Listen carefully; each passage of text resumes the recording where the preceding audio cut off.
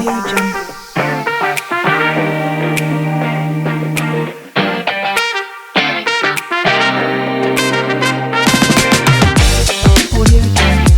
je suis Anne-Fleur Naudot, je suis responsable de Cégide Solidaire qui est le fonds de dotation de Cégide qui a été créé il y a 10 ans avec deux missions, accompagner des associations dans le domaine de l'éducation insertion sociale d'une part et de l'entrepreneuriat d'autre part. Et depuis 2022, on en fait effectivement chaque année. Je trouve que le jouet est parfait pour une collecte au moment de Noël, ça touche tout le monde, tous les types d'âge de collaborateurs, tous les collaborateurs, un peu tous les milieux sociaux aussi.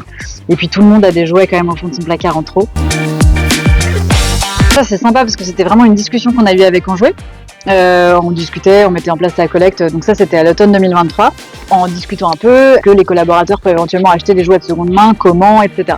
Elle me dit oui, pop-up store dans le centre commercial de la Part-Dieu pendant un mois.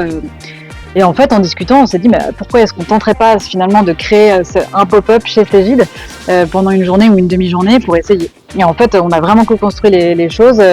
Donc, on a fait sur un format quand même assez court. On a fait ça sur entre midi et deux. Et ça a super bien marché. Et du coup, là, il y a un vrai sens parce qu'il y a je donne pour que le jouet soit recyclé. Mais aussi, j'essaye d'avoir une démarche moins responsable et d'acheter en seconde main. Ça clôture la chaîne. C'est pas que je vide mes placards et je rachète après du neuf parce que ça, du coup, c'est contre-productif. Et c'est vraiment je donne, mais aussi j'achète en seconde main. C'est vraiment un événement qui est attendu chaque année. Presque, c'est les collaborateurs qui me demandent à peu près au mois d'octobre, Anne-Fleur, est-ce qu'on refait une collecte? Et je pense que les gens aiment que ça revienne chaque année. Ils savent que du coup, ils vont commencer à trier leur placard au mois de novembre et qu'en décembre, ils vont donner. Le sapin de Noël, parce qu'on fait une collecte au pied d'un sapin qu'on installe dans nos bureaux à l'accueil, à côté de l'accueil, est toujours vraiment rempli de jouets. C'est assez impressionnant. Donc il y a vraiment un réel engouement. Et puis en fait, je pense que ça, c'est aussi le constat que fait Enjoué et que je trouve tout à fait juste. Je pense on amasse les jouets en quantité monstrueuse et donc en fait on a toujours quelque chose à donner. Alors la longue durée chez Cégide, en tout cas le soutien longue durée, c'est vraiment dans notre ADN. Je trouve qu'on fait des choses plus pertinentes dans la durée. C'est en discutant qu'on se rend compte que on peut faire une vente de seconde main, peut-être que demain on pourra faire autre chose aussi. C'est une autre manière de s'engager, c'est une autre manière de rendre les salariés acteurs aussi de la générosité, de la solidarité que j'avais envie de mettre en place. Donc ça démarre par le jouet. Peut-être que plus tard on fera autre chose, mais en tout cas le jouet, ça me semble aussi très symbolique à Noël.